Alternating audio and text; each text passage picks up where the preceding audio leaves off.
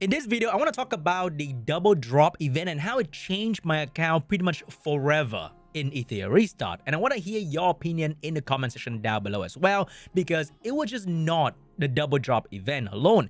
It was how I was able to play the game, enjoying the game so much more, and progress more than 7 days in only 2 days. It has been crazy. So as you can see right here, I have now 7 6-star. And they are max level. They are strong, they're ready to go. And I think I made a mistake with Gray though, because I kind of don't need Gray anymore. But I did him. And I want to switch Gray to someone else if possible. But I think I'm going to use Gray till the end of time, possibly. Because the moment you maxed out his skill 2 and 3, that is when he's going to be the strongest. And that's going to require me to gain a couple more evolution lattes. And that's going to take a while. However, my 6-star choices are right above, you can see right here, and they've been doing so amazing in so many different kind of content. So before the double drop event, I didn't really farm module a whole lot, so my module progression was pretty garbage. However, being able to 6-star character, being able to skill them up, being able to 5-star other character like Kachi the Goat, Tsukiyomi, and Kazuyo, and build her properly, I was able to now auto health fall for all module very comfortably. I don't auto Inferno for Aurora and Doki Doki just yet, and I'm manualing Terramaton Inferno, which means I think if I just make my character a bit stronger, I can definitely clear Inferno on auto with the current team that I'm using right here, with Kachi the Goat and Shadow Sania without Lily.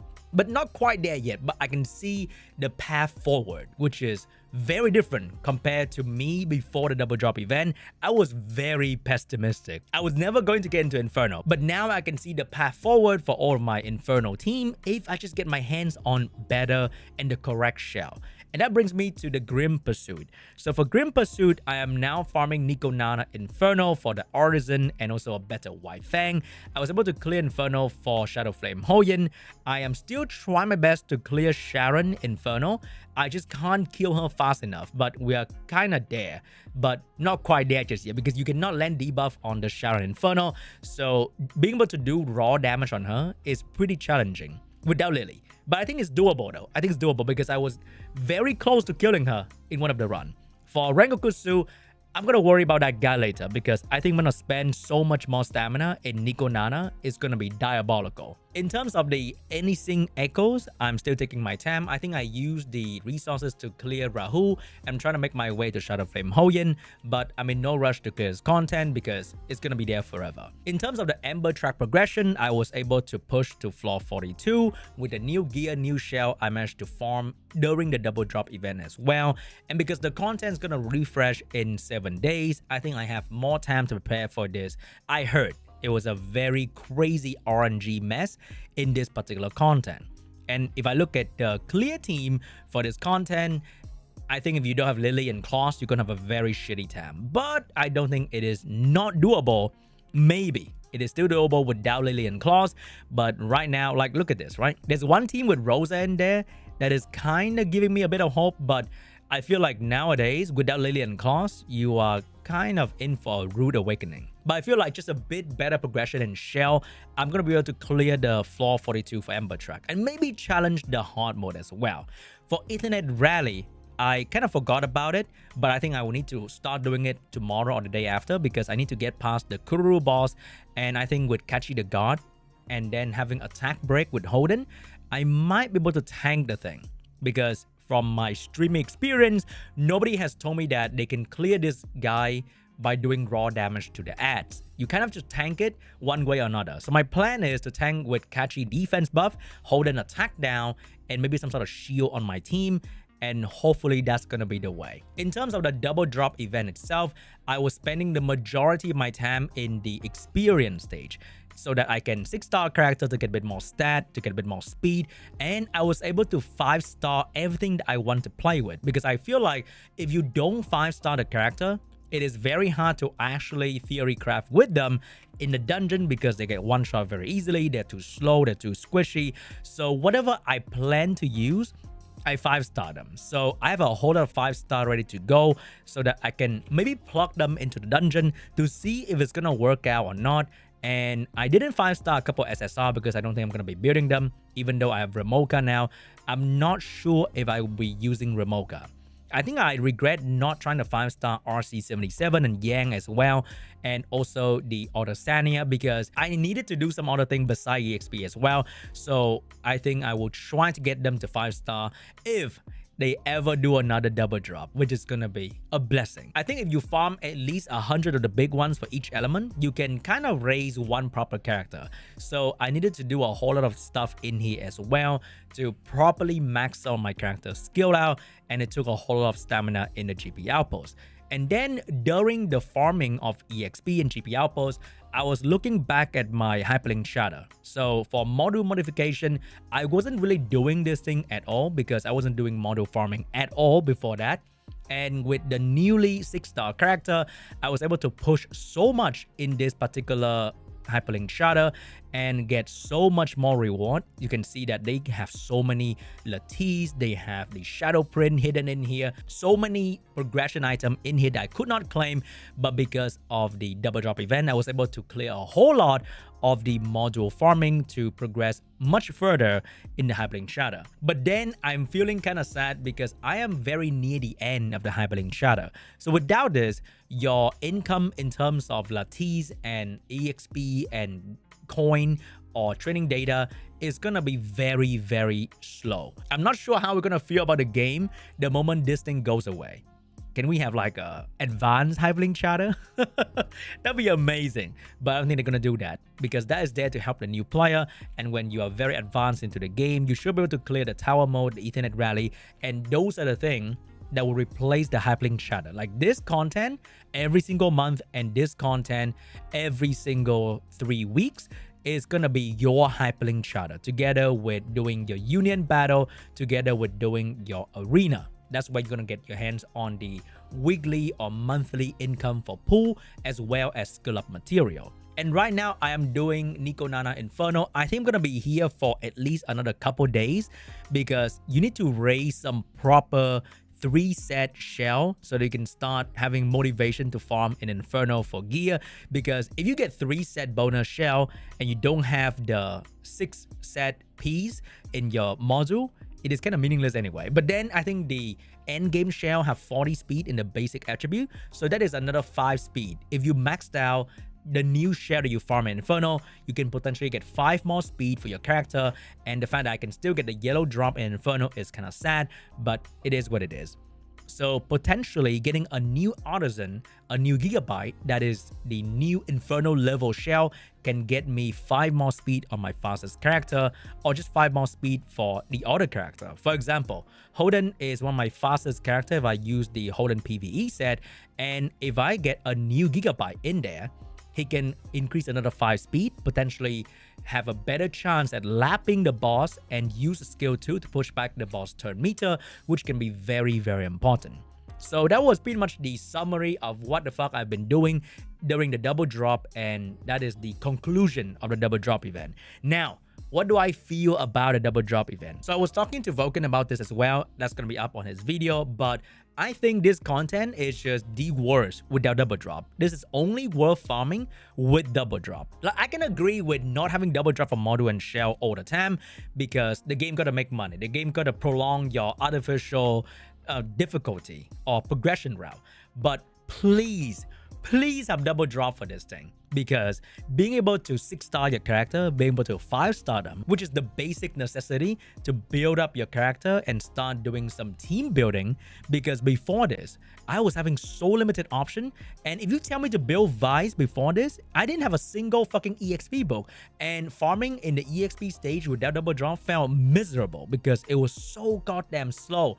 So I think having dedicated day or just a dedicated item to turn on double drop for Animus experience only is already a great improvement to the quality of life of the game. That's gonna allow people to start building different character so that they can actually build a team and do the theory craft and try out different combination like how you design the game to be. So double drop for EXP is like a must-have. I think this was really amazing as well, but this is not something that you need to farm forever, right? You farm a little bit and you realize that, oh, I have enough, and that is pretty much it. One thing I need to say though is that there should be a way for you to craft the small one from the big ones, because you kind of run out of the small one, but you still have a whole lot of the middle one and the big ones. And you got to go back there to farm for the small one. It also feels miserable. Like, you have to do it. I get it, but it feels miserable to do so.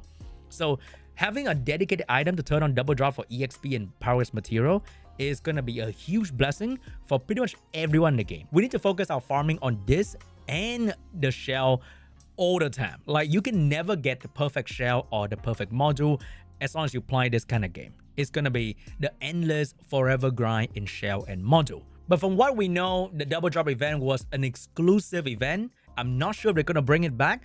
I'm not sure what they think about the double drop event, because there's been, once again, not a whole lot of communication from the dev team about pretty much anything in the game that people have been discussing for the past week or two, beside the drama that we had earlier in the game. After that, it has been radio silence once again. So with the newly built team that you guys are using right now in the Inferno dungeon for almost everything, because I know there are so many teams without Lily right now on Inferno, Terramaton, Doki, and Aurora. So people have been farming Inferno. But I gotta say, having a +2 module in Inferno is really, really bad, especially when it is not shown in the possible drop table, which make it even worse. So I think they need to show that in here, or I think they need to take it out of the Inferno drop with how hard it has become.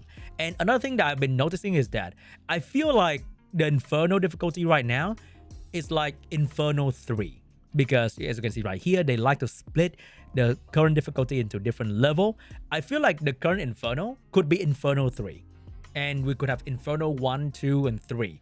And the Inferno 1 is going to be the Inferno in the final test. I feel like that was a very good difficulty for all of the Inferno in the game. Like, they could have just made it Inferno 3 and take out the 2 bonus drop and have Inferno 1 similar difficulty to the final test and make it drop the 2 bonus pieces like how they're dropping from the current Inferno difficulty. Because the moment you get to like 3 bonus mythic gear, the only +2 piece that you can really give a shit about is the 8-piece set. So let's say Fury here, which is the +8 set.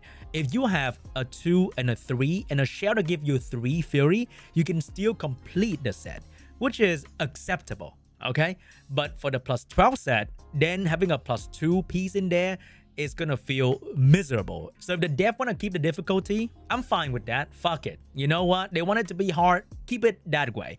But introduce Inferno 1 and 2 and make it a little bit easier, and then make the current Inferno, Inferno 3, and make the drop a little bit better compared to before. And I think the same can apply for the Inferno in the Shell dungeon as well. Maybe make an Inferno Plus and keep that difficulty and have an Inferno in the middle where you still drop the new Inferno Shell with the new bonus set, but you can still drop the yellow one. And then make the current difficulty not drop the yellow one anymore. And that is going to be a huge blessing, because farming this right now, oh my god, getting the right triple set bonuses combination is not exactly very friendly towards the casual player base, because it's gonna take a long fucking time. And now I think if you're not spending money, your gem reserve is gonna look terrible.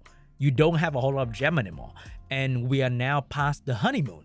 There's gonna be less event, less free code, and of course less gem in general. If you want people to feel good about your game and start saving up for the next banner to pull, because the banner is about to end in 2 days and 20 hours, and they're not running a charity. There's going to be a new banner, whether it's going to be the old character, like let's say they can easily run a claws banner, and that's gonna sell so much for people without claws, aka me. And they can run a new LD banner, or they can rerun a Lily banner. Like, holy shit, if they rerun a Lily banner right now, the amount of money they're gonna make so easily with Lily is ridiculous, right? So they're gonna make you pull, but the gem that you're going to get, if you're not like a try-hard fucking giga chat of a turn-based god and you clear everything with SR and R team like you are a YouTuber having nothing else to do but play this game, then if you're a casual player, it's gonna feel like ass, because your gem is low, your farming feels like shit, and people are getting stronger and stronger, which means your arena rank is gonna tank as well.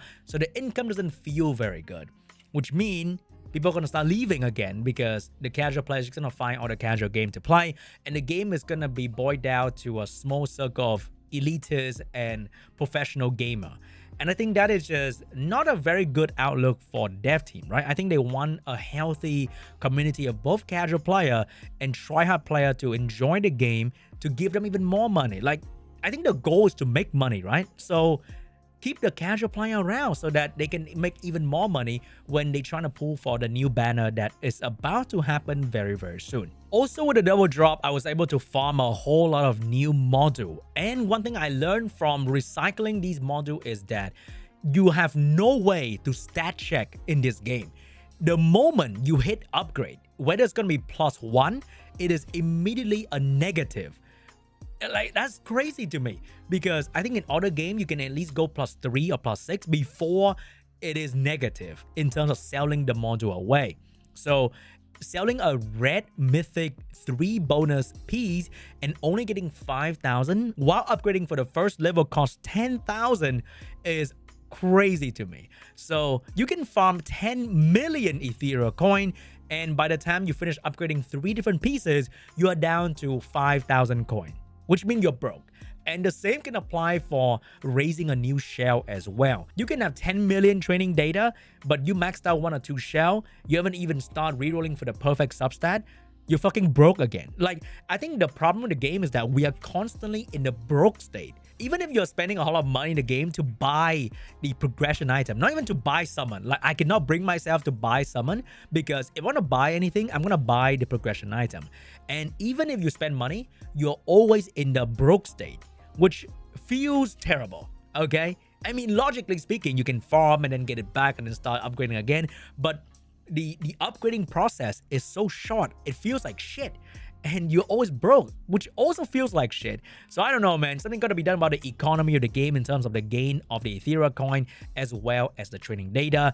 I felt like the double drop value for the coin and the trading data, or just the coin, it wasn't double drop for shell. The double drop value for coin felt nice, felt okay. We were still broke anyway, but it felt so much better than before. I think they can easily double the coin drop permanently in all content, and you are still going to be broke by the end of the day, because you are literally not allowed to upgrade or stat check anything.